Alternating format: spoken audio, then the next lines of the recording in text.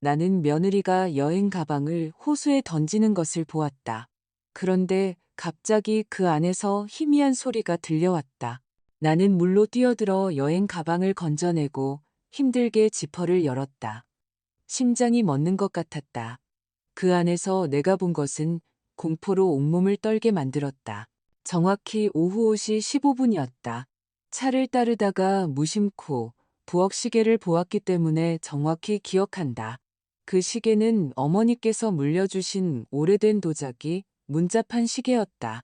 마치 아무 일도 없었다는 듯 인생이 순리대로 흘러간다는 듯 째깍째깍 소리를 내고 있었다.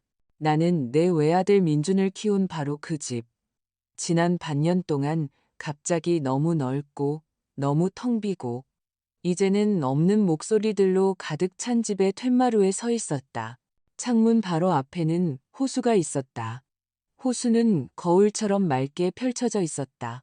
폭풍우가 오기 전처럼 공기는 따뜻하고 끈적했다. 나는 가만히 서 있었는데도 블라우스 아래가 더웠다. 그때 그녀를 보았다. 은색 세단이 국도에서 우리 집 비포장도로로 뛰어들며 흙먼지를 일으켰다.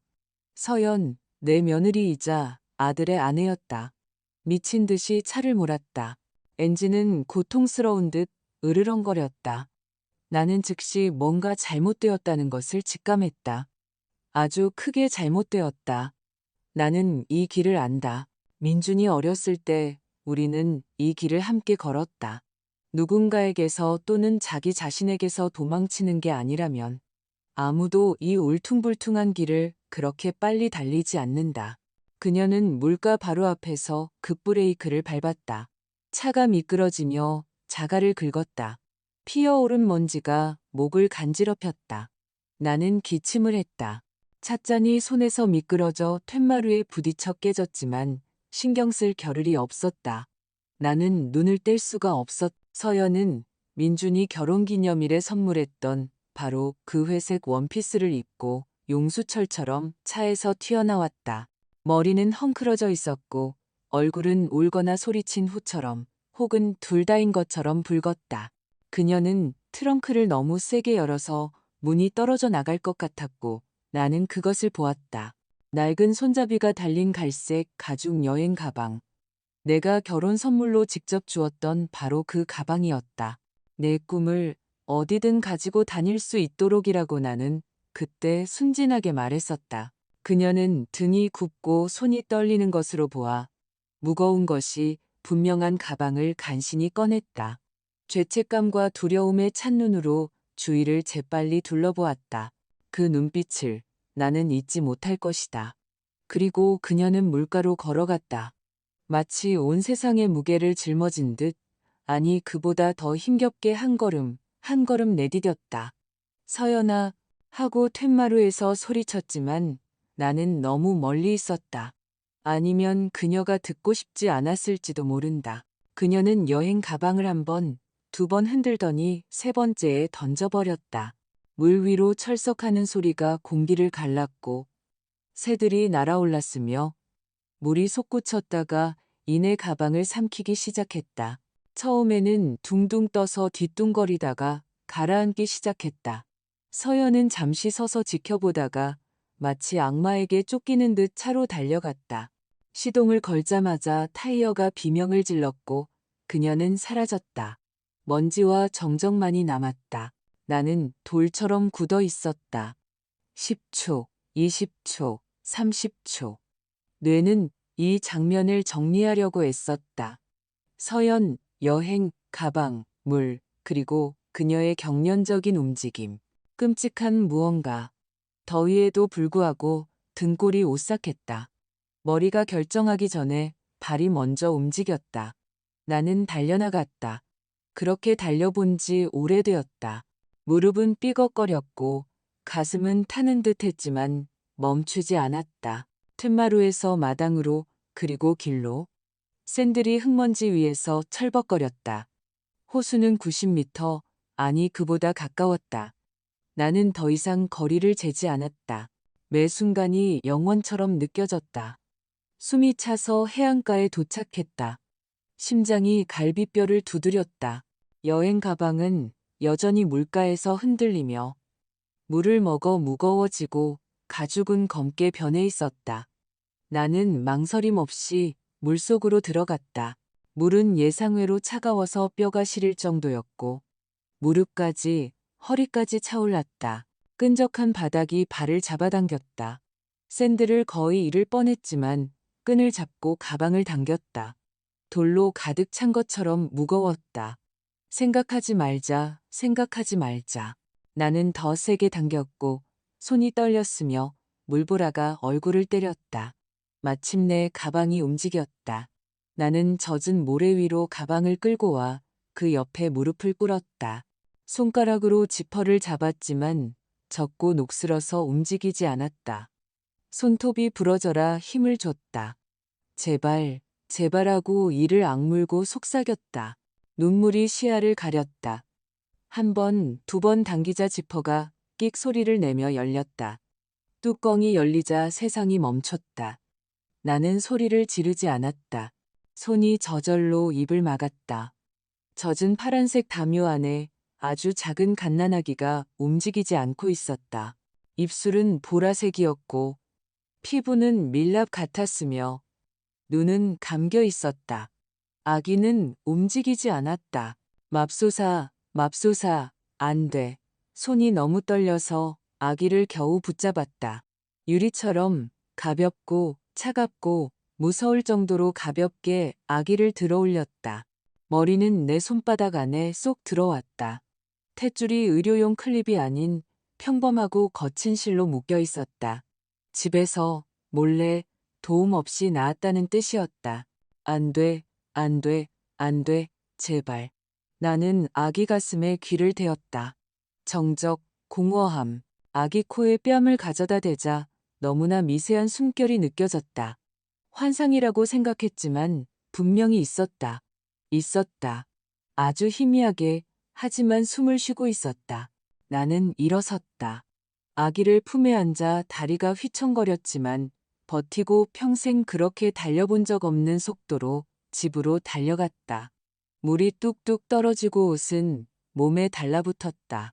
맨발은 날카로운 돌멩이에 베어 피투성이었지만 나는 아무것도 느끼지 못했다. 오직 공포와 시간에 맞춰야 한다는 인간을 초월한 강렬한 필요성뿐이었다. 집에 뛰어들며 소리쳤다. 무슨 소리를 질렀는지 모른다. 도와주세요. 였을까? 하느님이었을까? 아니면 그냥 의미 없는 소리였을까? 한 손으로 아기를 안고 다른 손으로 수화기를 들어 119를 눌렀다. 글자와 숫자가 눈앞에서 떠다녔다. 젖은 손가락에서 전화기가 2번이나 미끄러졌다. 119입니다. 말씀하세요. 침착한 여성의 목소리였다. 아기요. 호수에서 찾았어요. 반응이 없어요. 차갑고 보라색이에요. 제발 빨리요. 진정하시고 주소를 말씀해 주세요. 나는 주소를 내뱉고 더듬거리다가 다시 반복했다. 아기를 평평한 곳에 눕히세요. 나는 한 번의 움직임으로 식탁 위의 모든 것을 쓸어버렸다. 접시, 서류, 다 필요 없었다. 마른 깨끗한 수건으로 조심스럽게 닦아준 다음 감싸서 따뜻하게 해주세요. 구급팀이 이미 출발했습니다. 나는 그녀가 말하는 대로 했다. 욕실로, 수건, 뜨거운 김, 다시 거실로. 손은 말을 듣지 않았고 움직임은 서툴렀지만 나는 아기를 말리고 감쌌다. 아기를 내 품에 안아 내 체온으로 덮이고 흔들었다. 오래되고 원초적인 여성적인 본능이 저절로 발현되는 것을 깨닫지도 못했다. 버텨야 해, 알겠니? 나는 아기의 정수리에 속삭였다. 버텨, 아가야, 곧 도착할 거야, 오고 있어. 사이렌을 기다리는 몇 분은 내 인생에서 가장 긴 시간이었다. 나는 부엌 바닥에 찬장에 기댄 채 아기를 가슴에 안고 노래를 흥얼거렸다. 무슨 노래였는지 모른다. 어릴 적 민준에게 불러주던 자장가였을까? 아니면 그냥 아무거나였을까? 그저 아기가 혼자가 아니라는 것, 누군가 안아주고 있다는 것, 누군가 살기를 간절히 바라고 있다는 것을 느끼게 해주고 싶었다. 사이렌 소리가 정적을 갈랐고 빨갛고 하얀 불빛이 창문을 때렸다. 나는 벌떡 일어나 아기를 안고 문으로 달려갔다. 두 사람이 있었다. 백발의 나이 든 남자와 검은 머리를 포니테일로 묶은 젊은 여자였다. 그녀는 너무나 확신에 찬 손길로 아기를 받아들어서 내 심장이 두 조각 나는 것 같았다. 재빨리 살펴보고 청진기를 댔다. 얼굴은 굳어 있었지만 어깨는 긴장되어 있었다. 심각한 저체온증, 물흡인 가능성 있습니다. 그녀가 동료에게 말했다. 시작하죠. 그들은 아기를 작은 이동 침대에 눕히고 산소 마스크를 씌웠다. 그들의 손은 빠르게 움직였다. 전선, 센서, 내가 이해할 수 없는 것들. 남자가 나를 쳐다봤다. 같이 가시죠. 그것은 질문이 아니었다. 나는 구급차 옆자리에 올라탔고 이 거대한 세상의 기계 속 개미처럼 낯선 장비들 사이에 있는 작은 꾸러미에서 눈을 뗄 수 없었다. 차가 덜컹거리며 움직였고 사이렌이 울렸다. 창밖의 모든 것이 줄무늬로 변했다. 어떻게 찾으셨나요? 구급대원이 일하면서 물었다. 어디에 있었나요? 여행 가방에요. 내 목소리가 낯설게 들렸다. 호수에서요. 던지는 걸. 봤어요. 그녀는 잠시 나를 쳐다보다가 동료를 보았다. 그녀의 눈빛에는 무언가가 있었다. 불안감, 아니면 불신, 아니면 동정? 누가 그랬는지 보셨나요? 나는 입을 열었다가 닫았다. 서연이라는 이름이 쓴 덩어리처럼 혀끝에서 맴돌았다. 며느리, 아들의 무덤에서 세상이 무너진 듯 울던 여자. 지금 막 갓난아기를 익사시키려 한 여자. 이걸 어떻게 말해야 할까? 나 자신은 어떻게 믿어야 할까? 네, 내가 말했다. 그 순간 차가 요철에 덜컹거렸다. 응급실 문이 밝은 빛과 낯선 목소리들을 향해 활짝 열렸다. 응급실 문이 열렸다. 빛이 눈을 찔렀고 목소리들, 빠르게 구르는 이동 침대 바퀴 소리가 들렸다. 그리고 마스크를 쓴 나의 작은 아기는 이미 약냄새가 나는 반짝이는 복도 안으로 사라졌다. 나는 그들을 따라가려 했지만 하얀 모자를 쓴 간호사가 손바닥을 들어 막았다. 어머님, 여기서 기다리세요. 의사 선생님들이 보고 계세요. 부를게요. 나는 젖은 채로 모래투성이로 낯선 물에 젖은 채 서 있었다. 이가 딱딱 부딪혔다. 그러자 누군가 내 팔꿈치를 부드럽게 잡고 작은 대기실의 플라스틱 의자에 앉혔다. 크림색 벽. 구석에 있는 인조 고무나무, 항상 끓고 있는 주전자. 60대쯤 되어 보이는 눈가에 다정한 주름이 있는 여자가 왔다. 명찰에는 최 간호사라고 적혀 있었다. 차근차근 말씀해 주세요. 그녀가 조용히 말했다. 어떻게 된 일인가요? 그리고 나는 은색 차에 대해, 서연에 대해, 여행 가방에 대해, 호수에 대해 가방을 끌어당기며 제발 아니기만을 바랐던 생각에 대해 이야기했다. 내 뺨에 느껴졌던 작은 숨결에 대해, 119와 수건에 대해. 최 간호사는 고개를 끄덕이며 태블릿에 기록했고 내 말을 끊지 않았다. 내가 말을 마치자 그녀는 한숨을 쉬었다. 경찰이 와서 이야기하고 싶어 할 거예요. 정말 잘하셨어요. 생명을 구하신 거예요. 구했다는 느낌이 들지 않았다. 다시는 닫을 수 없는 끔찍한 무언가의 뚜껑을 연 것 같았다. 이 시간 동안 벽시계를 쳐다보고 있는데 눈 밑에 다크서클이 진 젊고 마른 의사가 나왔다. 손에서 소독약 냄새가 났다. 아기는 현재 안정적입니다. 그가 말했다. 심각한 저체온증, 흡인 가능성이 있습니다. 신생아 집중치료실로 옮겼습니다. 앞으로 48시간이 가장 중요합니다. 저희가 할 수 있는 모든 것을 하겠습니다. 살 수 있을까요? 내 목소리가 갈라지는 것을 나 스스로도 들었다. 모르겠습니다. 그가 솔직하게 말했다. 하지만 희망은 있습니다. 30분 후에 수사관 2명이 왔다. 머리를 꽉 묶은 40대 여성과 수첩을 든 젊은 남자였다.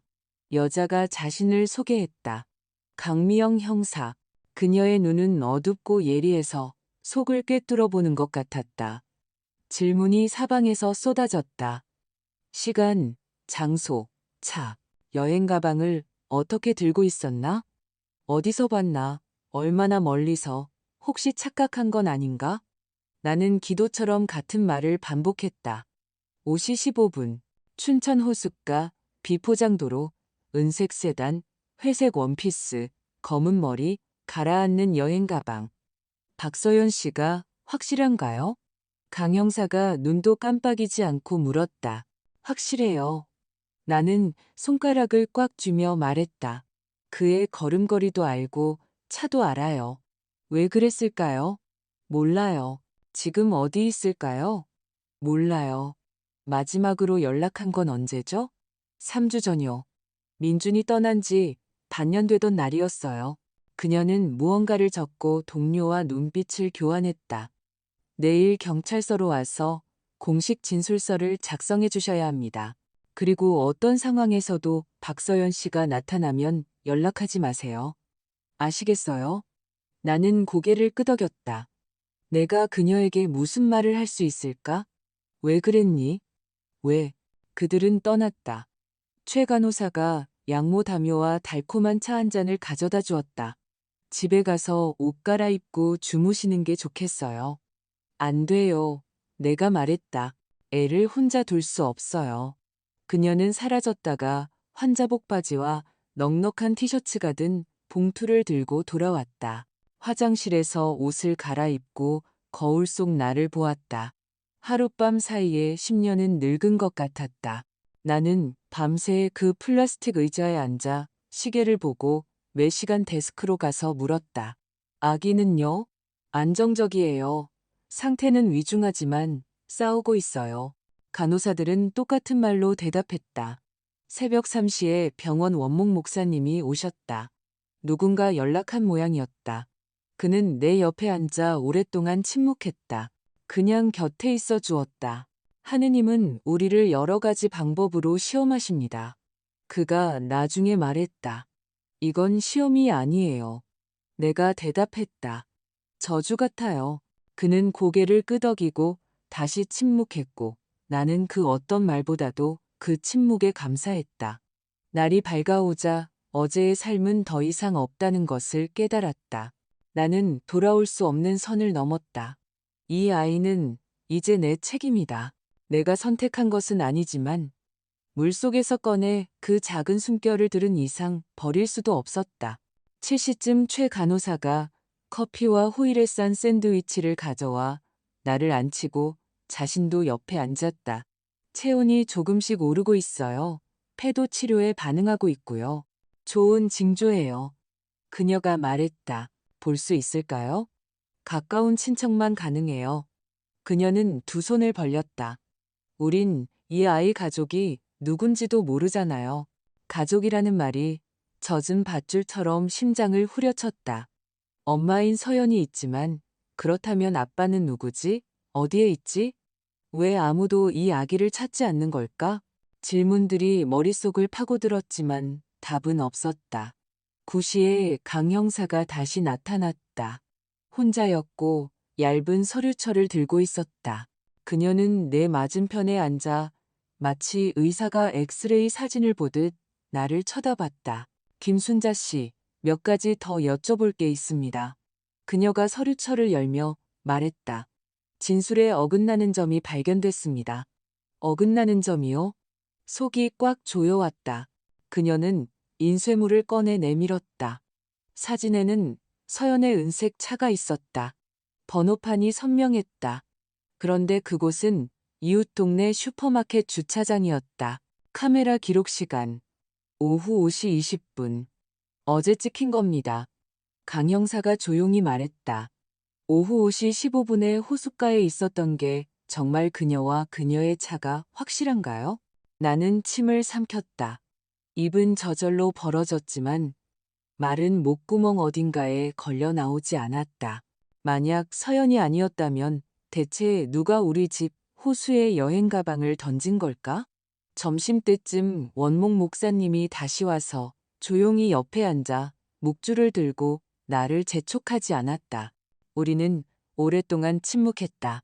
나는 복도에서 이동 침대 바퀴가 삐걱거리는 소리와 환풍기가 마치 조개 껍데기 속 바다처럼 윙윙거리는 소리만 들었다. 경찰은 내가 꾸며냈다고 생각해요. 내가 마침내 말했다. 서연에 대한 분노가 내 눈을 가렸다고요. 진실은 결국 드러나게 마련입니다. 그가 대답했다.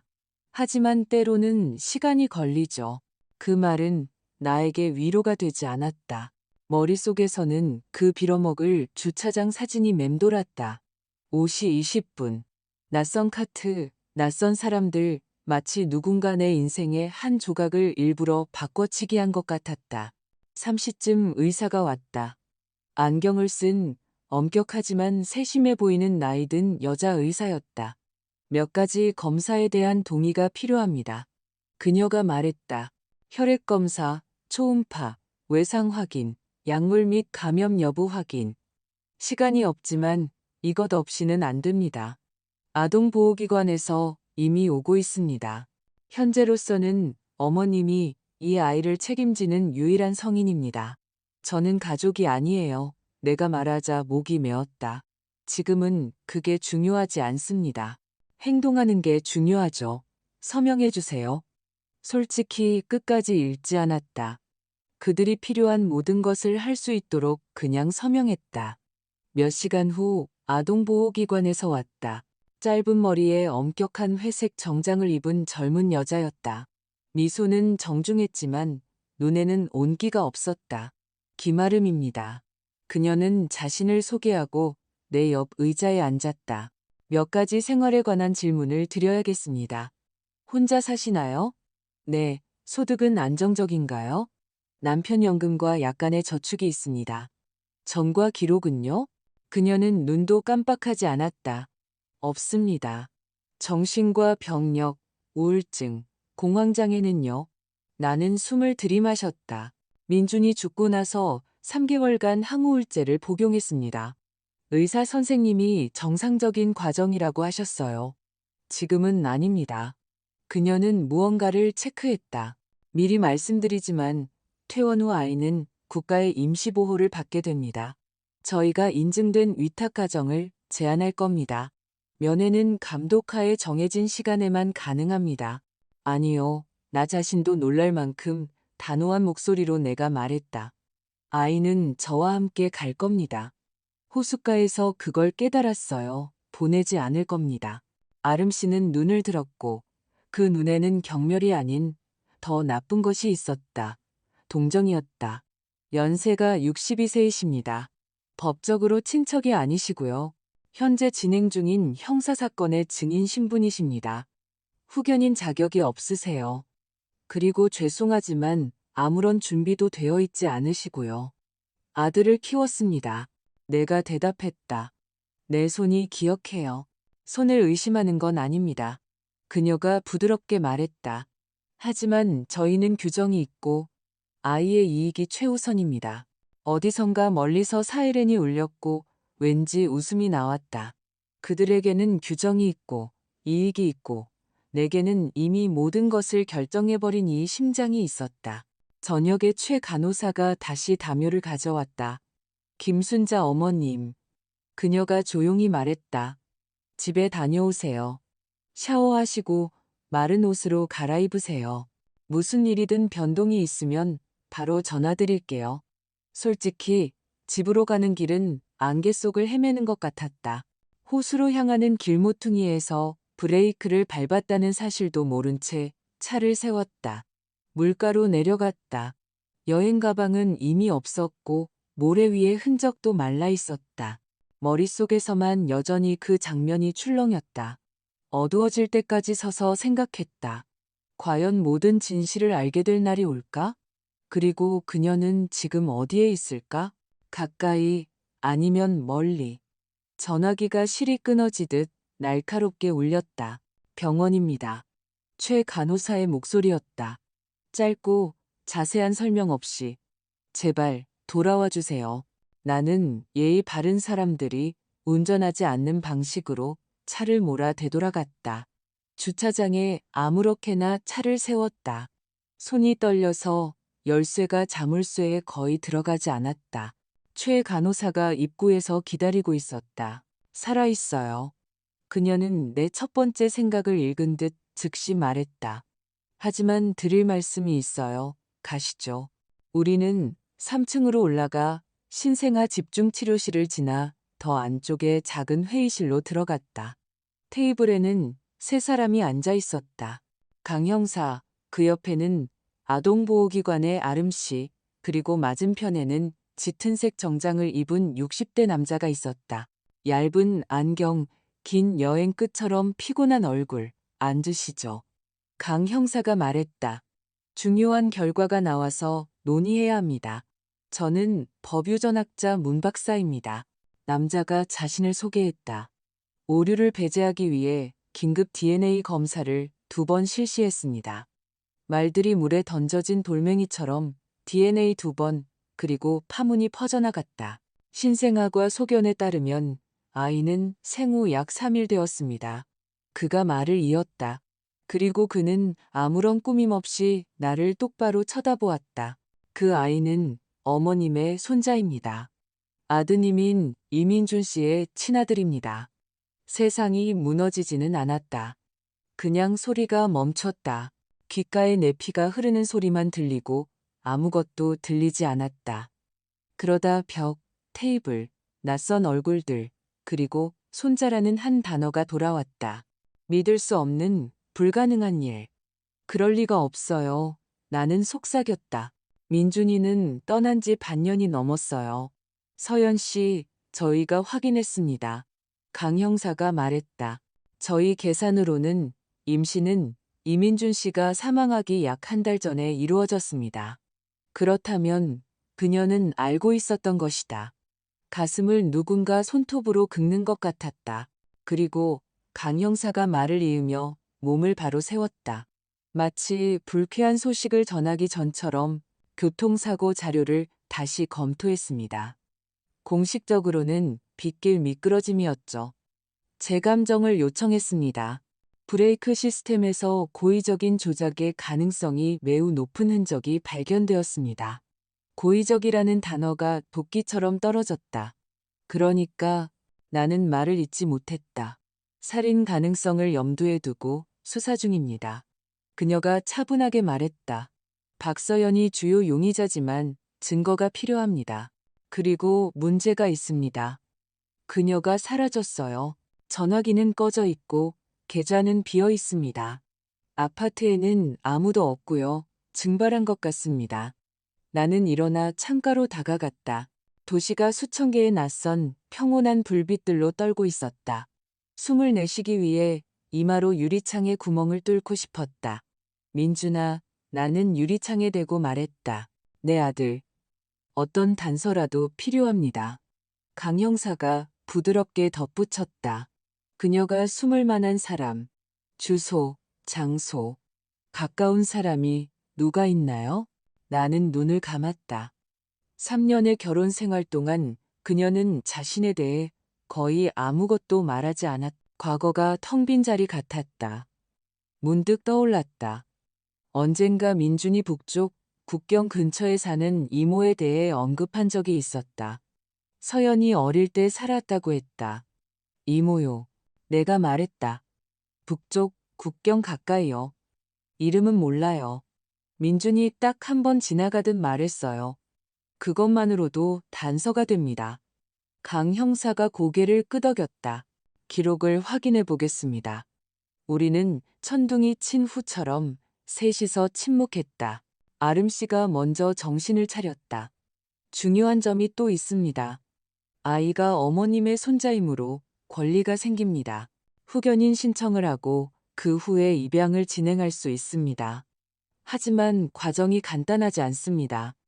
조사, 주택 점검, 심리 상담, 소득 증명. 아이는 당분간 국가의 보호를 받게 됩니다. 아니요, 내가 말했다. 허락해 주시는 즉시 집으로 돌아올 겁니다. 제가 모든 것을 하겠습니다. 믿습니다. 그녀가 조용히 대답했다.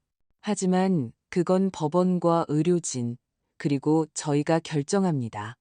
문 박사가 강 형사와 눈빛을 교환한 후 나를 쳐다봤다. 보고 싶으신가요? 어머님의. 그는 잠시 말을 더듬었다. 손자를요.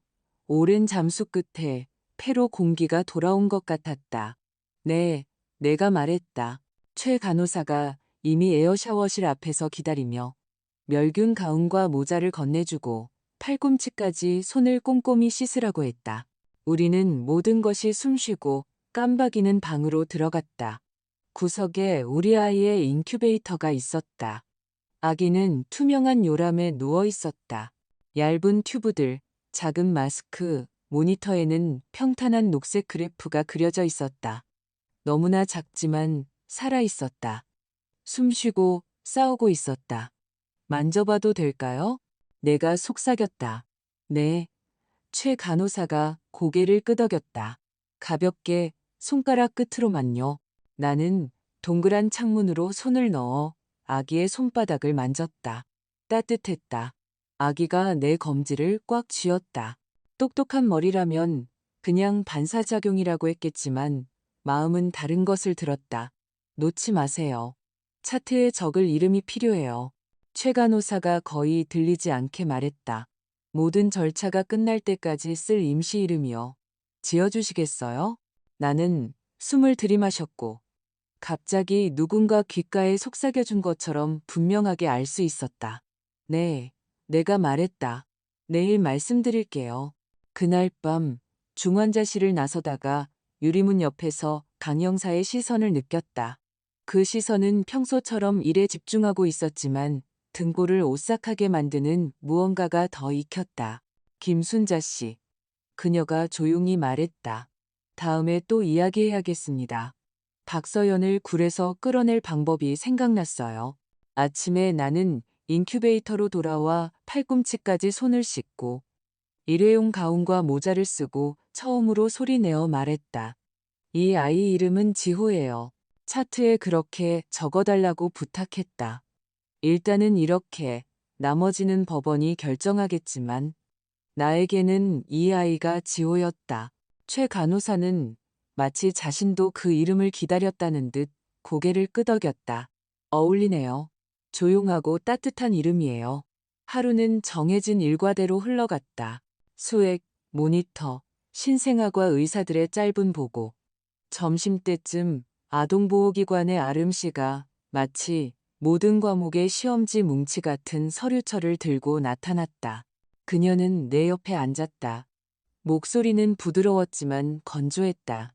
후견인이 되시려면 몇 가지 절차를 밟아야 합니다. 많은 절차요. 그녀는 눈도 깜빡이지 않고 열거했다. 범죄 경력 증명서, 신체 검사, 정신과 및 심리 상담, 소득 증명, 주거 환경 실사 보고서, 비친족 추천서 3부, 아동 양육 교육 40시간. 40시간. 나는 그저 고개를 끄덕였다. 시키는 대로 하겠다고. 미리 말씀드리지만 그녀가 덧붙였다. 기간은 6주에서 3개월 정도 걸립니다. 그동안 아이는 국가의 감독하에 있고 그 후 임시 후견 그리고 법원에서 결정할 겁니다. 알겠습니다. 속으로는 모든 것이 반발했지만 나는 말했다. 규정대로 하세요. 저는 제 일을 할게요. 그날부터 서류와의 전쟁이 시작되었다. 나는 지문을 찍고 피를 뽑고 내과와 심장내과, 심리상담사를 거쳤다. 안경을 쓴 젊은 여자가 3시간 동안 질문을 던졌다. 아들의 죽음을 어떻게 견디셨나요? 아이로 민준 씨를 대체하려는 건 아닌가요? 서연 씨에 대해서는 어떻게 생각하세요? 나는 참을성 있게 대답했다. 대체가 아니라 구하는 것이라고. 아동보호기관에서 온 두 여자가 집을 점검했다. 방을 둘러보고 냉장고를 열어보았다. 창문 크기를 재고 소화기와 대피 계획에 대해 물었다. 사야 할 것 목록은 우스꽝스러우면서도 씁쓸했다. 인증받은 아기 침대, 기저귀 교환대, 범퍼, 유축기, 이게 빠질 수 없지. 분유 온도계, 서랍 잠금 장치, 콘센트 안전덮개, 대략 200만 원 정도 들었다. 저축해둔 돈에서 꺼냈으며 한숨을 쉬었다. 뭐, 새 코트 없이 지내면 되지? 그동안 최 간호사는 거의 매일 찾아왔다. 아기목 가누는 법, 작은 기저귀 가는 법, 눈대중이 아닌 정확한 온도로 분유 타는 법을 가르쳐 주었다. 내 손은 기억을 되찾았고 마음은 그 기억 속에서 젊어지는 것 같았다. 하지만 지호가 기침만 해도 나는 식은땀이 흘렀다. 혹시 내가 뭘 잘못한 건 아닐까 혹시. 닷새째 되던 날 강 형사가 소식을 들고 찾아왔다. 자리에 앉아 얇은 서류철을 테이블 위에 놓았다. 북쪽에 있는 이모를 찾았습니다. 그녀가 말했다. 국경 근처에 살더군요. 서연 씨를 2년 동안 못 봤다고 합니다. 돈 문제로 다퉜답니다. 약 5천만 원 정도 빚이 있었다고 하고요. 민준 씨 계좌도 살펴봤습니다. 연봉은 약 1억 원으로 안정적이었고 생명보험금이 약 3억 원이었습니다. 4개월 전 서연 씨 계좌로 입금됐고 2주 후에 해외 계좌로 빠져나갔습니다. 금융정보분석건과 공조하고 있지만 시간이 좀 걸릴 겁니다. 나는 들으며 퍼즐이 맞춰져 가는데 오히려 그 퍼즐이 부서지기를 바라는 공허한 피로감을 느꼈. 그리고 유 원장입니다. 강 형사가 눈을 들며 말했다. 민준 씨가 사망하기 2주 전의 내용을 변경했습니다. 모든 재산을 미래의 자녀에게. 아내가 아니고요. 나는 테이블에 기댔다. 바닥이 갑자기 꺼지는 것 같았다. 그러니까 아이가 살아서 태어나면 말들이 저절로 조합되었다. 돈은 아이에게로 가는 거군요. 그녀가 고개를 끄덕였다. 만약 태어나지 않았다면 강 형사는 말을 끝맺지 않았지만 나는 서연이 더 많은 것을 얻게 되었으리라는 것을 이해했다. 동기는 명백했다. 증거를 모으는 중이었다. 그녀는 여전히 잠적 상태였다. 전화기는 꺼져 있고 카드 사용 내역은 없으며 아파트는 비어 있었다. 날이 주로 바뀌었다. 지호는 점점 건강해졌다. 튜브를 하나씩 제거했다. 스스로 숨 쉬고 먹고 이제는 생쥐처럼 찍찍거리는 게 아니라 사람처럼 울기 시작했다. 의사들은 어떻게 살아났는지 기적이라며 고개를 저었다. 나는 민준이 지켜주고 있다고 믿었다. 나는 목록의 모든 항목을 완료했다. 증명서는 깨끗했고 신체 검사 결과는 나이에 비해 건강했다. 심리 상담사는 적합 판정을 내렸다. 집은 다시 한번 점검을 통과했다. 콘센트 안전덮개가 제자리에 딸깍 소리를 내며 끼워졌고 범퍼에서는 세천 냄새가 났다. 40시간의 교육은 지식의 시험이 아니라 15명의 젊은 엄마들과 나 혼자 있는 상황에서 25살의 강사가 명백한 사실들을 설명하는 것을 견디는 인내심의 시험이었다. 아이를 흔들지 마세요. 정해진 시간에 먹이세요. 물 온도를 맞추세요. 나는 묵묵히 필기했다. 종이가 필요해서가 아니라 지호를 데려올 권리가 필요했기 때문이다. 그 호숫가에서의 날로부터 정확히 6주 후 아름 씨가 가벼운 미소를 띠고 병원에 왔다. 서류는 다 준비됐습니다. 김순자 어머님, 다음 주에 판사님이 서류를 검토하실 겁니다. 모든 게 순조로우면 2주 안에 임시 후견이 결정될 겁니다. 2주 후에요. 나는 반복했고 속에서는 무언가 가라앉으면서 동시에 목구멍으로 치밀어 올랐다. 조금만 더 힘내세요. 그녀가 말했다. 저희 모두 어머님이 잘 해내고 계신 걸 보고 있어요. 그날 저녁 강 형사에게서 전화가 왔다. 경찰서로 와주세요. 지금 중요한 걸 찾았습니다. 나는 길이 저절로 나를 이끄는 것처럼 빠르게 운전했다. 사무실에는 책상, 램프, 그리고 민준의 유품이 담긴 상자가 있었다. 지갑, 시계, 부서진 핸드폰. 강 형사가 나를 짧게 쳐다봤다. 스마트폰, 결국 열었습니다. 오래 걸렸어요. 그녀는 봉투를 꺼내 인쇄물을 테이블 위에 펼쳤다. 문자 메시지 내역이었다. 사고 2주 전. 우리 얘기 좀 해야 해. 나 아기 가진 거 알아. 민준이 썼다. 무슨 소린지 모르겠네. 서연이 답했다. 테스트기 봤어. 왜 말 안 했어? 몇 시간의 침묵. 난 원하지 않아. 준비가 안 됐어. 엄마가 되고 싶지 않아. 난 살고 싶어. 여행하고 애랑 씨름하는 대신에 우리 아기야. 민준이 썼다. 우린 할 수 있어. 내가 도울게. 엄마도 도와주실 거야. 도움 따윈 필요 없어. 내 인생을 원해. 그리고 사고 전날 마지막 말다툼. 변호사 만나고 왔어. 만약 네가 낳지 않기로 결정하면 이혼 소송할 거야. 만약 낳고 키우기 싫다면 내가 양육권을 위해 싸울 거야. 내 아이에게 해를 끼치게 두지 않을 거야.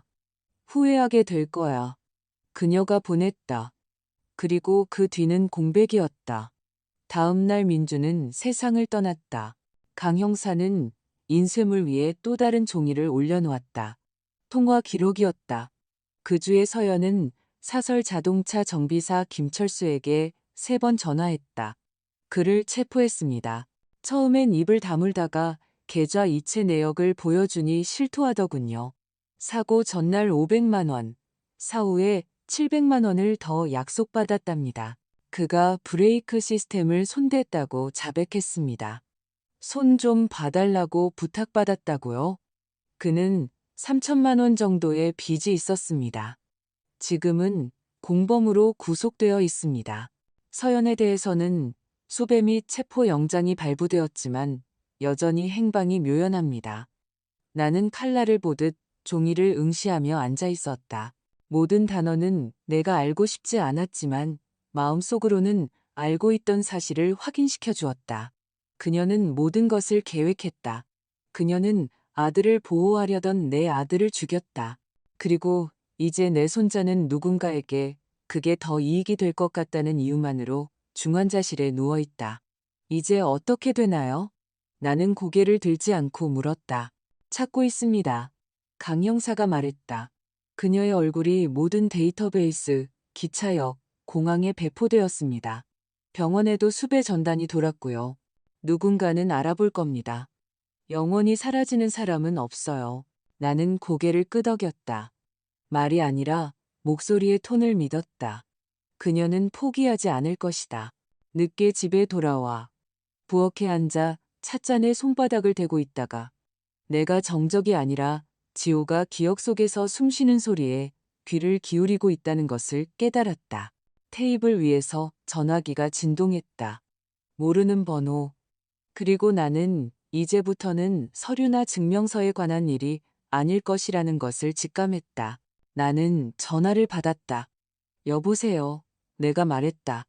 수화기 너머에서는 처음에는 숨소리만 들렸다. 그러다 피가 얼어붙는 듯한 목소리가 들렸다. 어머님, 서연이 말했다. 누군지 아시겠죠? 나는 지호가 들을까봐 더 꽉 껴안았다. 어디야? 내가 겨우 짜냈다. 그건 중요하지 않아요. 중요한 건 다른 거죠. 저한테는 어머님이 필요한 게 있고 어머님한테는 제가 필요한 게 있어요. 난 너한테 필요한 거 없어. 내가 말했다. 너무 극적으로 생각하지 마세요. 그녀가 조용히 비웃었다. 어머님은 민준이에 대한 진실이 필요하잖아요. 진짜 진실. 왜 모든 게 그렇게 됐는지. 그리고 저는 제 아들과 어머님이 그렇게 애지중지 지키고 있는 돈이 필요해요. 보험금이랑 민준이가 아이에게 남긴 거요. 가져오시면 조용히 헤어지죠. 너 갓난아기를 물에 빠뜨리려고 했어. 나는 내 목소리가 얼마나 차분한지에 놀라며 말했다. 무슨 조용히, 감정 기복이 있을 수 있죠.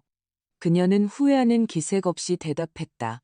출산, 고통, 공황 다 깨달았어요. 이제 아이를 데려오고 싶어요. 그리고 현금으로 5억 원, 바로. 나는 전화기를 스피커폰으로 바꾸고 손가락으로 더듬어 녹음기를 켰다. 심장이 목구멍에서 뛰었다. 시간을 벌어야 했다. 네가 우리 둘 다 죽이고 사라지지 않을 거라고 어떻게 믿지? 내가 물었다. 방법은 없죠? 그녀가 가볍게 말했다. 하지만 이게 어머님의 유일한 기회예요. 만나는 장소는 어머님이랑 민준 씨가 낚시하던 곳, 부둣가 낡은 창고요. 내일 자정 정각에 혼자 오세요. 경찰이 보이면 사라질 거고, 그래도 아이를 데려갈 방법을 찾을 거예요. 난 엄마니까 법적으로 어머님보다 권리가 많아요. 서연아, 내가 말을 시작했지만 수화기에서는 이미 짧은 신호음만 들렸다. 전화가 끊겼다. 나는 잠시 더 앉아 내 숨소리를 듣다가 지호 앞에서 울지 않으려고 아이를 달래며 벌떡 일어섰다. 떨리는 손가락으로 강 형사에게 전화를 걸었다. 전화 왔어요. 나는 즉시 말했다. 녹음했어요. 보낼게요. 좋습니다. 강 형사가 대답했다. 그녀의 목소리에서 처음으로 짧고 만족스러운 기색이 느껴졌다. 이게 바로 우리가 필요했던 겁니다. 약속은 취소하지 않습니다. 그녀가 말한 대로 가세요. 하지만 혼자는 아닐 겁니다. 혼자 오라고 했어요. 우리가 먼저 가 있을 겁니다. 그녀가 차분하게 말했다. 창고 주변은 우리 사람들이 포위할 겁니다. 옷에 도청기를 부착할 거고요. 위협 상황이 발생하면 신호를 보내세요. 3번 빠르게 누르면 무슨 일이 있어도 저희가 진입합니다. 아이는 인형으로 대체하고요. 아시겠죠? 나는 손바닥으로 눈을 가리고 5가지 세었. 동의해요. 지호만 안전하다면요. 지호는 최 간호사와 함께 있을 겁니다. 따로 안전한 곳에 배치할 거예요. 주소는 아무도 발설하지 않습니다. 경로는 다르게 하고요. 저희가 다 계획해뒀습니다. 계획해뒀다는 말이 조금은 마음을 덮여주었지만 두려움은 사라지지 않았다. 그저 옆에 앉아 나를 지켜볼 뿐이었다. 하루는 고무줄처럼 늘어졌다. 나는 작은 가방을 100번도 더 쌌다가 풀었다. 기저귀, 분유, 젖병. 비록 지호는 나와 함께 가지 않지만 여분의 열쇠, 서류, 낡은 손수건. 왜? 그러다 다시 꺼냈다. 최 간호사가 낮에 들렀다. 제가 지호를 데리고 있을게요. 그녀가 조용히 말했다. 걱정 마세요. 제 주소는 의사 선생님들과 어머님만 아세요. 모든 알림은 무음으로 해두겠지만 전화기는 손에 들고 있을게요. 무슨 일 있으면 바로. 무슨 일 있으면이 아니라 내가 바로 잡았다. 아무 일도 없을 거야. 그녀는 확신이 없지만 지지하고 싶을 때 짓는 그런 미소를 지었다. 아무 일도요. 저녁이 되자 3사람이 왔다. 남자 둘과 사복 차림의 여자 하나. 짧은 재킷, 깔끔한 가방. 소개도 없이 건조하게 인사했다. 그들은 내 부엌 식탁에 지역 지도를 펼쳤다. 부두, 창고, 진입로, 공터의 어두운 부분들. 주요 입구는 3곳입니다. 젊은 남자가 말했다. 저희가 측면과 후면을 차단하겠습니다. 정문은 비워둘 거고요. 어머님은 자정 정각에 들어가세요. 우리 저격수 위치는 여기와 여기입니다. 그는 이웃 건물 옥상을 가리켰다. 무선 채널은 암호화되어 있고 통신은 계속 유지됩니다.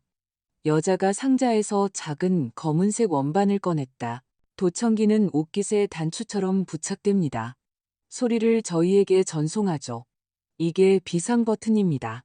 3번 터치하면 저희가 진입합니다. 기억하세요. 빠르게 3번, 5번도 2번도 아닙니다. 나는 손가락이 꼬이지 않을 때까지 연습했다. 그들은 나에게 여러 문장을 소리내어 말하게 하고 속삭이고 소리치고 기침하게 하며 마이크를 테스트하고 나를 테스트했다. 아이를 물어보면 어떡하죠? 내가 물었다. 차에 있다고 하세요. 여자가 대답했다. 먼저 이야기부터 하자고 왜 그랬는지 설명하라고 하세요. 그런 사람들은 자신에 대해 이야기하는 걸 좋아합니다. 그녀가 말하게 두세요. 우리에겐 그녀의 말과 손이 어디로 향하는지, 무기가 어디 있는지 볼 시선이 필요합니다.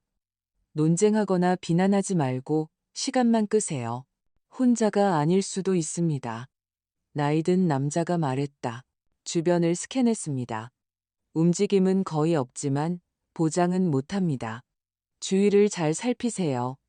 그리고 가장 중요한 건 영웅 행세하지 마세요. 신호를 보내면 저희가 진입합니다. 나는 고개를 끄덕이고 또 끄덕이다가 내내 소리가 들리지 않는다는 것을 깨달았다. 나는 앉아서 민준이 어렸을 때 어둠을 무서워해서 내가 달 모양의 야간등을 켜주었던 것을 생각했다. 그 창고는 얼마나 어두울까? 내가 어떻게 혼자 그곳에 들어갈까? 밤구시에 최 간호사가 지호를 데리러 왔다. 나는 마치 지호가 세상 끝으로 가는 것처럼 하룻밤 묵을 짐을 한가득 쌌다. 여벌의 우주복, 양말, 작은 구름이 그려진 부드러운 담요, 전화할게요. 그녀가 지호를 안으며 말했다. 어머님도 전화하세요. 나는 지호의 부드러운 정수리에 입을 맞추고 눈물이 날 만큼 따뜻하고 전내 나는 친숙한 냄새를 들이마셨다. 내 아가. 할머니가 속삭였다.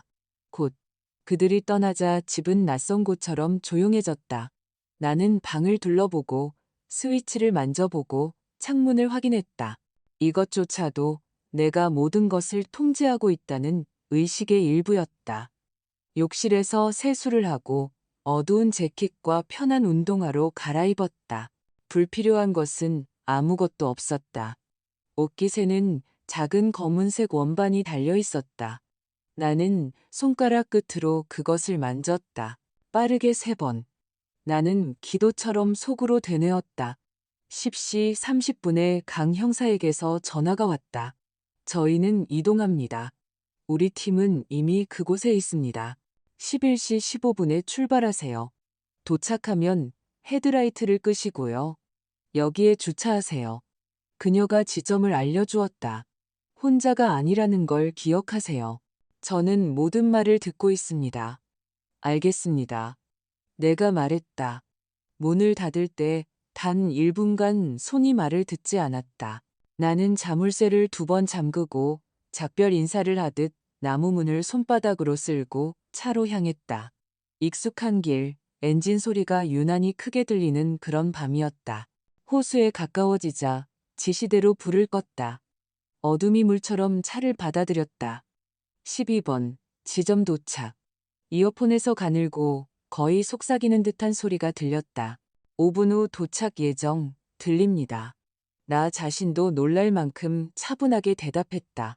낡은 부두 주차장은 텅 비어 있었다. 바람이 풀을 흔들었고 창고들이 그림자 속에서 검은 상자처럼 솟아 있었다. 나는 지도에 그린 대로 차를 세우고 손가락이 하얗게 될 때까지 한동안 핸들을 꽉 쥐고 있었다. 가슴속에서 작고 완고한 무언가가 꿈틀거렸다. 두려움. 그래. 하지만 그 옆에는 다른 것이 있었다. 결의. 전화기가 무음 모드에서 진동했다. 모르는 번호. 메시지. 지금 혼자 들어와. 나는 깊게 숨을 들이마시고 옷깃을 확인하고 그 위에 손바닥을 댔다. 3번의 터치. 그리고 세상이 안으로 들이닥칠 것이다. 하지만 아직은 때가 아니었다. 준비됐어. 나는 허공에 속삭였다. 차 문을 열었다. 밤은 축축함과 쇠 냄새가 났다. 자갈 위를 걷는 걸음걸음이 마치 북을 치는 것처럼 울렸다. 창고 정문은 살짝 열려 있었다. 입처럼 검은 틈. 나는 차가운 손잡이에 손바닥을 얹었고 귓가에서 강 형사의 속삭임을 들었다. 진정해요. 우리가 옆에 있어요. 그리고 문을 밀었다. 안은 거의 칠흑 같았지만 깨진 창문을 통해 달빛이 갈라져 들어왔고 축축한 쇠와 낡은 나무 냄새가 났다. 문이 내 뒤에서 삐걱거리며 닫혔다. 나는 눈이 익숙해지도록 몇 걸음 걸었다. 심장은 규칙적으로 뛰었고 손이 떨리지 않도록 가방끈을 꽉 쥐었다. 닫아. 그녀가 어둠 속에서 말했다. 나는 엉덩이로 문을 밀었다. 딸깍하는 메아리가 울리고 젖은 걸레처럼 다시 정적이 감돌았다. 눈이 마침내 창고의 회색 내부를 꿰뚫었고 나는 서연을 보았다. 예전보다 말랐고 머리는 짧게 자르고 탈색했다. 어두운 청바지와 후드티를 입고 있었다. 하지만 자세는 여전했다. 턱을 살짝 쳐들고 마치 모든 것을 내려다보는 듯했다. 왔네? 그녀는 놀란 듯 말했다. 겁먹을 줄 알았는데 혼자 오라고 했잖아. 내가 대답했다. 나 혼자야. 아이는 어딨어? 차에. 나는 배운 대로 숨을 들이마셨다. 먼저 설명해. 왜 그랬어? 왜 민준이를, 왜 호수를, 왜 여행 가방을? 그녀는 조용히 악의적으로 비웃었다. 돈 때문에, 항상 돈 때문이지. 민준이는 낭만주의자였어. 꿈, 가족, 우린 해낼 수 있어. 난 살고 싶었어. 여행, 레스토랑, 옷, 계획은 간단했지. 5년 결혼하고 이혼, 절반은 내 거.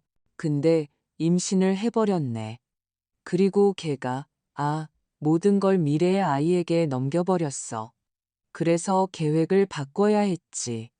걔가 사라지면 난 보험금을 받고 아이가 사라지면 난 나머지를 받는 거야. 나는 들으며 목소리를 차분하게 유지했다. 김철수를 고용했지. 푼돈에 그녀가 어깨를 으쓱했다. 500만 원은 바로, 나머지는 나중에. 걔는 도박에 빠져 있었어. 내가 낚았지. 걔가 손을 댔고 나는 민준이를 저녁 식사에 데려갔어. 비, 커브, 모든 게 계획대로.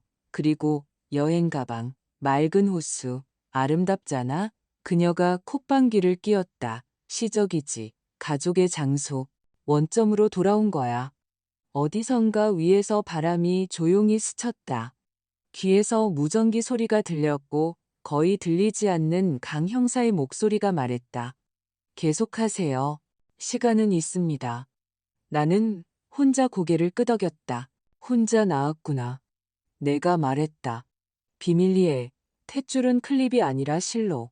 현금으로 집을 빌려서. 헐렁한 옷 입고, 난 여기 안 사는 척. 그리고 여행 가방, 담요, 실수는 딱 하나였어.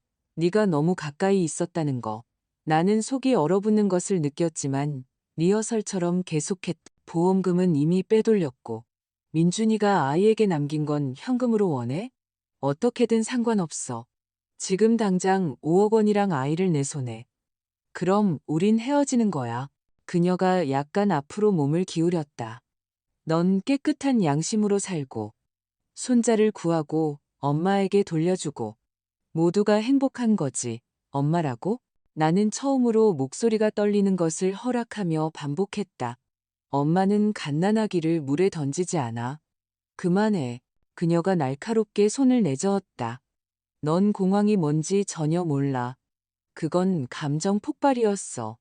이제 모든 걸 바로잡고 싶어. 아이는 어딨어? 그녀가 한 걸음 다가왔을 때 후드티 아래에서 검은 것이 번쩍이는 것을 보았다. 총이 틈새에서 쥐가 나오듯 소매에서 나타나 내 가슴을 겨눴. 차가운 금속 냄새가 났다. 마지막으로 묻는다. 그녀가 조용히 말했다. 그 애 어딨어? 귓가에서 다시 속삭임이 들렸다. 조심해요. 무기입니다. 논쟁하지 말고 시간 끄세요. 나는 마치 보이지 않는 누군가를 진정시키듯 천천히 손바닥을 들었다. 차에 있어. 내가 말했다. 그 전에 이해하고 싶어. 이해?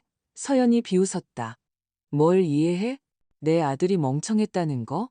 내 인생보다 낯선 생명을 더 중요하게 여겼다는 거?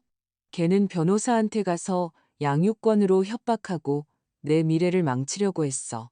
난 그냥 내 것을 되찾았을 뿐이야. 이제 아이랑 돈 내놔.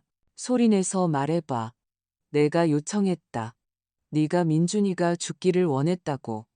네 아들을 익사시키려 했다고. 그녀는 눈도 깜빡이지 않고 똑바로 쳐다봤다. 목소리에는 한치의 부끄러움도 없이 건조한 사실만 있었다. 그래, 그녀가 말했다. 내가 울 줄 알았어? 난 필요한 일을 할 뿐이야. 똑똑한 사람들은 그렇게 살아.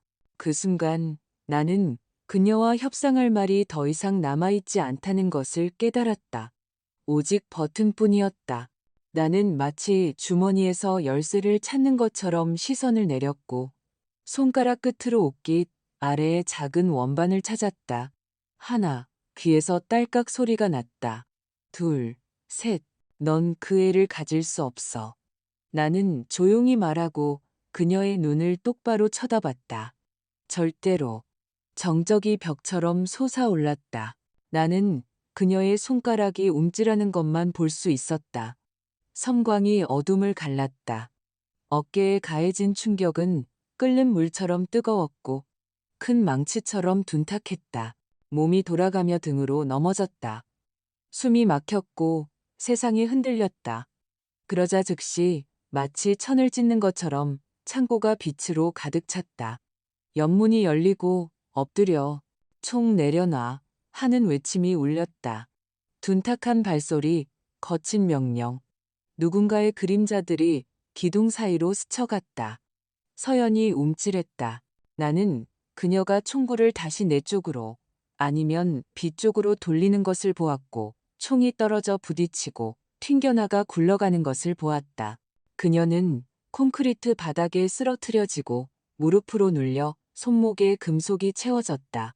그녀는 비명을 지르고 욕설을 퍼부었지만 아무도 듣지 않았다. 내 위로 얼굴이 다가왔다. 헬멧, 검은 마스크, 예리한 눈. 정신 차리세요. 누군가 말했다. 타겟딜 검거, 의료팀 진입. 귀에서 익숙한 강형사의 목소리가 들렸다. 김순자 씨, 들리세요? 저예요. 옆에 있어요. 손 주세요.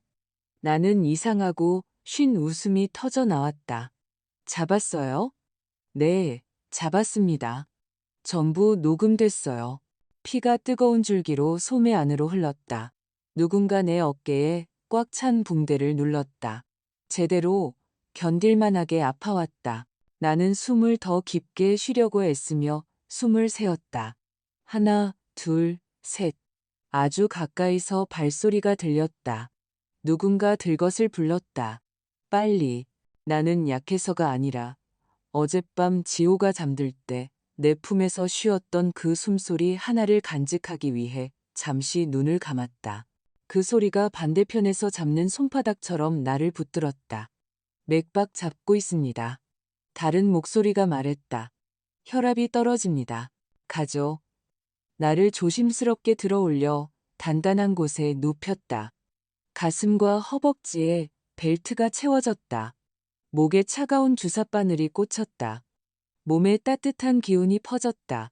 마치 가슴에서 돌을 치운 것처럼 편안해졌다. 나는 고개를 돌렸다. 바닥에 그녀의 일그러지고 낯선 옆모습과 유리처럼 텅 빈 시선이 스쳐 지나갔다. 지호.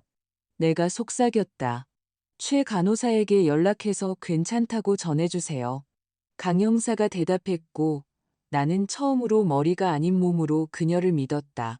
아이는 안전합니다. 나를 출구로 밀어냈다. 밤 공기가 얼굴을 때렸다. 축축하고 물과 풀 냄새가 났다. 구급차 사이렌 소리가 너무 커서 세상은 두 가지 소리, 그 삐뽀 소리와 고르지 않은 문턱을 넘는 바퀴 소리만 남았다. 정신 차리세요, 김순자 씨. 구급대원이 몸을 기울이며 말했다. 총알이 근육을 관통했어요. 심장까지 두 손가락 거리. 시간 맞춰갈 수 있어요. 나는 미소를 지으려고 애썼다. 전구처럼 불빛이 깜빡였고 잠시 다시 어두워졌다. 나는 지호의 집, 우리 노란색 범퍼 침대로 건너갈 수 있는 그 좁은 다리를 놓치지 않으려고 눈을 질끈 감았다. 그리고 그 순간 어둠과 빛의 경계에서 구급차가 덜컹거리며 앞으로 나아갈 때 내 주머니에서 전화기가 진동했다. 짧고 끈질기게 다른 세상에서 온 신호처럼 내 주머니에서 전화기가 짧고 끈질기게 진동했지만 나는 이미 구급차에 실려가고 있었고 세상은 빛과 사이렌 그리고 파도처럼 밀려왔다. 밀려가는 고통의 좁은 복도가 되었다. 커브를 돌 때 나는 마침내 숨을 내쉬었다. 지호만 무사하다면 그리고 정신을 잃었다. 병실에서 깨어났다.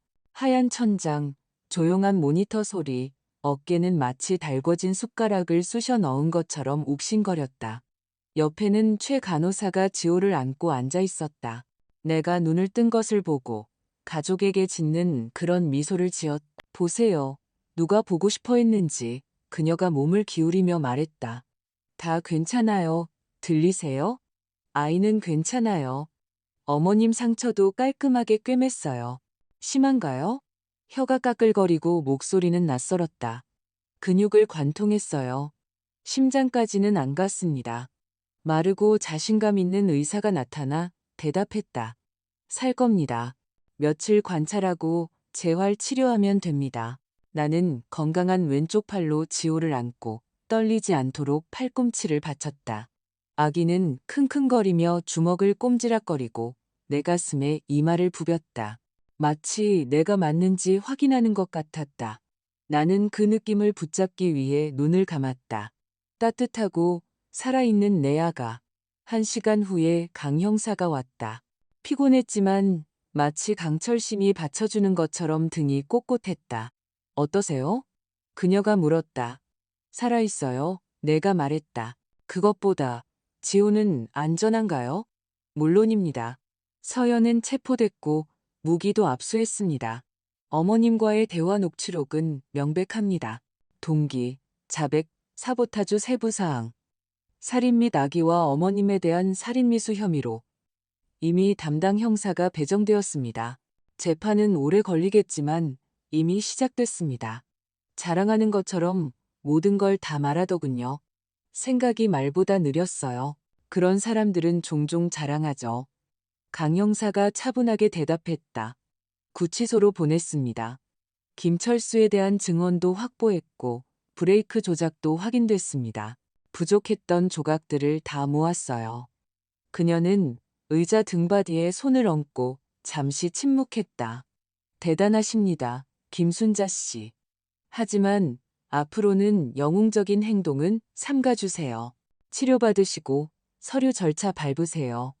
저희는 저희 일을 하겠습니다. 날들은 끈적하게 하지만 무의미하지 않게 흘러갔다. 주사, 붕대 교체, 물리치료, 호흡운동. 최 간호사는 거의 매일 와서 한쪽 팔에 붕대를 감았을 때 한 손으로 지호를 안는 법, 수유하는 법, 어깨를 무리하게 쓰지 않는 법을 보여주었다. 원목 목사님은 식혜와 이웃교인이 만든 팥죽을 가져다 주었다. 옆집 아주머니는 당분간 부엌일 힘들 테니 국 한 냄비를 가져다 주었다. 아동보호기관의 아름 씨는 수술 후 셋째 날 새로운 서류 뭉치를 들고 나타났다. 서연 씨 사건에 대해서는 수사기관의 요청 없이는 더 이상 어머님을 번거롭게 하지 않겠습니다. 그녀가 서류를 넘기며 말했다. 그리고 지호 건은 이제 한숨 돌리셔도 됩니다. 모든 보고서가 판사님께 제출됐습니다. 의료진은 어머님의 보살핌 아래 아이가 안정적이라고 기록했습니다. 집도 실사했고 교육도 이수하셨습니다. 임시 후견에 대한 재판은 화요일입니다. 참석 가능하시겠어요? 네, 가능해요. 내가 말했다. 한 발로라도 갈 수 있어요. 한 발로 오실 필요는 없어요. 그녀가 처음으로 눈으로 웃었다. 있는 그대로 오시면 됩니다. 그리고 그녀가 감정 없이 손가락을 들었다. 재판에서는 사실대로 짧게 대답하세요. 어머님은 이미 할 일을 다 하셨습니다. 나는 고개를 끄덕였고 갑자기 울음 대신 안도의 한숨을 쉬고 싶다는 것을 깨달았다. 나 혼자 이 모든 것을 짊어지고 있는 게 아니었다. 각자의 자리에서 사람들이 버팀목이 되어주고 있었다. 의사, 최 간호사, 형사, 목사님, 그리고 이 엄격한 아동보호기관 아가씨까지 나는 어깨관절을 조심하라는 당부와 함께 퇴원했다. 집에서의 첫날 밤, 나는 고통 때문이 아니라 정적 때문에 거의 잠을 이루지 못했다. 모든 벽 뒤에서 위험이 바스락거리는 것 같았다. 나는 방을 둘러보고 아기 침대 옆 스탠드를 바로잡고 창문 센서를 확인했다.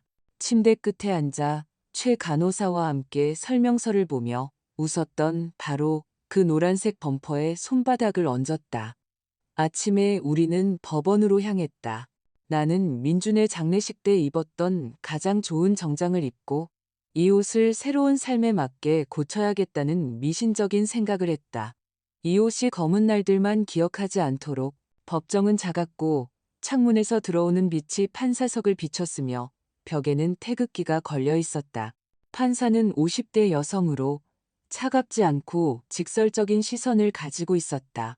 옆에는 아동보호기관 대표인 아름 씨가 서류철을 넘기고 있었다. 다른 쪽에는 병원 변호사가 아이의 상태에 대해 짧게 언급했다.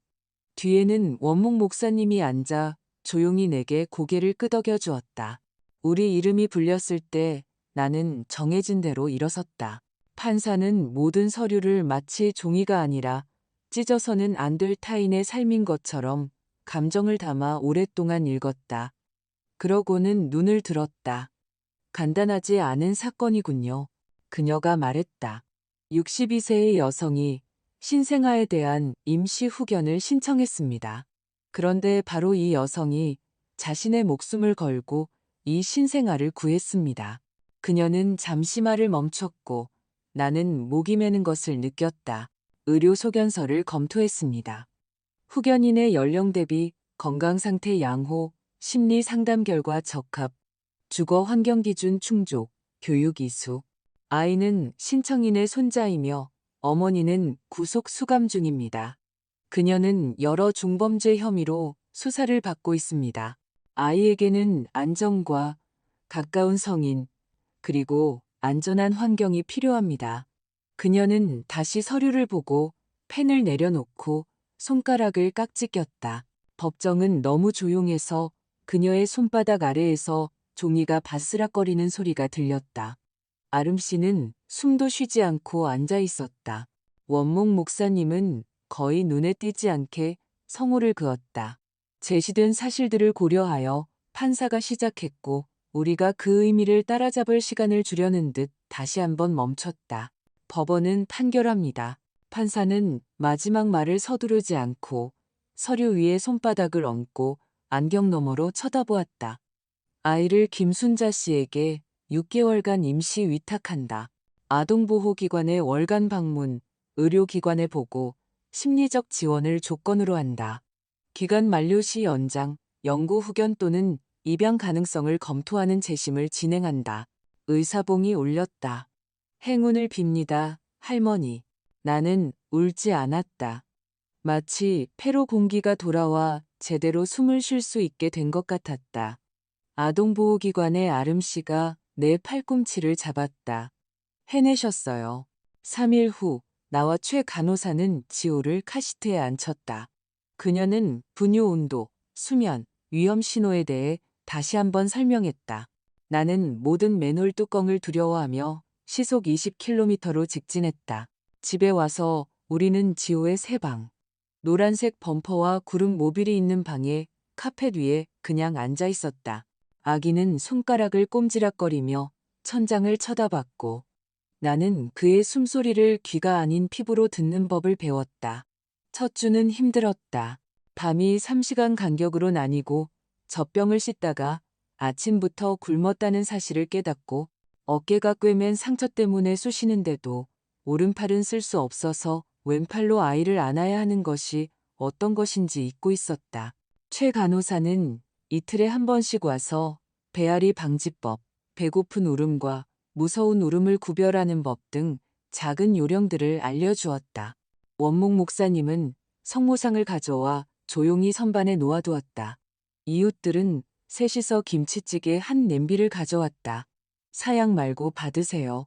수사는 예상대로 몇 달이 걸렸다. 감정, 대질신문, 계좌, 인쇄물, 그 창고에서의 녹취, 자백, 김철수의 증언, 브레이크 시스템 재감정, 자금 추적, 모든 것이 사건 파일에 담겼다. 재판이 시작되었을 때 나는 이미 유모차를 밀고 소아과에 스포코너 갈 수 있었고 동네 소아과 의사의 이름을 알았으며 보지 않고도 젖병 소독기를 조립할 수 있었다. 선고일에는 가지 않았다. 내게는 안아줄 사람이 있었다. 나중에 강 형사가 직접 전화했다. 선고 나왔습니다. 모든 혐의를 합쳐 징역 28년. 자백, 탐욕, 특별 위험인물. 항소하겠지만 사실상 오랫동안 나오지 못할 겁니다. 나는 그녀가 보지 못했지만 수화기에 대고 조용히 고개를 끄덕였다. 그 안에는 어떤 달콤함도 없었다. 누군가 마침내 마침표를 찍은 정적만이 있었다. 6개월 후 우리는 다시 같은 법정에 있었다. 판사는 새로운 보고서들을 넘겨보고 나를 쳐다봤다. 아이는 잘 자라고 있습니다. 집은 기준에 부합하고 후견인은 역할을 잘 수행하고 있습니다. 그리고 망설임 없이 영구 후견을 승인한다. 신청인이 원할 경우 입양을 허가한다. 네, 내가 말했다. 원합니다. 서류 작업은 몇 주가 더 걸렸다. 우리는 둘이서 구청에 갔다. 나는 재판 때 입었던 정장을, 지호는 밝은색 모자를 쓰고 서류, 서명, 가족관계 등록부에 새로운 기록. 밖으로 나와 우리는 벤치에 앉았다. 아기는 갑자기 무언가 깨달은 듯 이 없는 잇몸을 드러내며 웃었다. 나는 그의 이마에 입을 맞췄다. 집에 가자, 아들.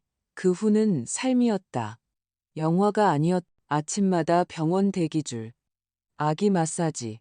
난방기 위에 기저귀. 새벽 4시에 음악 소리가 미치게 해서 밤중에 장난감 배터리를 빼는 일. 물리치료와 인내심으로 버틴 내 어깨 관절. 나는 창밖의 모든 소리에 움찔하지 않는 법을 배웠다. 최 간호사는 거의 가족이 되었다. 때로는 전화도 없이 그냥 국을 들고 찾아와 제가 산책시킬 테니 좀 주무세요 라고 말했다. 원목 목사님은 사과를 들고 와서 한 번은 아주 평범하게 말했다. 성스러운 일을 하는 게 아니라 평범한 일을 하는 겁니다. 하지만 평범한 것이 가장 어렵죠. 나는 지호에게 그의 아버지에 대해 일찍 그리고 간단하게 말했다. 아빠 민준이는 착하고 용감했어. 널 보기도 전에 사랑했단다. 서연에 대해서는 아니, 아직은 때가 아니야. 때가 되면 말해줄게. 분노 없이 있는 그대로. 아이는 진실을 알 권리가 있지만 불필요한 상처를 받지 않을 권리도 있다. 세월이 흘러 2살이 되자 아들은 바람처럼 집안을 뛰어다니며 웃었고 그 웃음소리의 벽은 더 이상 텅 비지 않았다. 3살에 우리는 어린이집에 갔다. 나는 간식이든 배낭 싸는 법과 양갈래 머리 묶는 법을 배웠다. 우리 반 남자아이들도 여자아이들 못지않게 머리 모양에 신경을 썼기 때문이다. 4살에 우리는 함께 눈사람을 만들고 당근 코 이름을 뭘로 할지 다퉜다. 5살에 우리 마당에서 생일 파티를 열었다. 풍선, 집에서 만든 케이크, 아이들의 목소리. 최 간호사는 벤치의 옆에 앉아 지호가 친구들과 뛰어노는 것을 보며 물었다. 무슨 생각하세요? 그 찻잔요. 내가 말했다. 그때 툇마루에서 떨어뜨렸던 거요. 만약 내가 시계를 보지 않았더라면, 차먼지를 돌아보지 않았더라면, 때로는 운명이란 게 시계와 찻잔 하나로 결정되는구나 싶어요. 너무 자신을 과소평가하지 마세요. 그녀가 대답했다. 물속으로 뛰어든 건 어머님의 결정이었어요. 저녁에 모두가 돌아가자 정적은 따뜻했다. 나는 방을 둘러보고 창문을 닫고 언젠가 민준이 어둠을 무서워하지 않게 해주었던 바로 그달 모양의 야간등을 확인했다. 지호는 2팔을 벌리고 구름 담요에 이마를 대고 잠들어 있었다. 나는 부엌 의자에 앉아 차를 따르고 오랜만에 어디론가 달려가지 않고 뜨거운 차를 마셨다. 나는 영웅이 아니다. 신문 헤드라인에 나오는 강한 여자가 아니다. 나는 그저 세상이 아주 작은 존재에게 잔혹했을 때 그냥 지나칠 수 없었을 뿐이다. 이 이야기에 교훈이 있다면 아마 이런 것일 거다. 사랑은 거창한 말이나 화려한 제스처가 아니다. 그것은 제때의 평범한 일을 하는 것이다. 전화를 받고 물속으로 달려가고 증명서를 가져오고 밤에 일어나고 손을 잡아주고 포기하지 않는 것. 이것이 바로 나의 새로운 시작이다.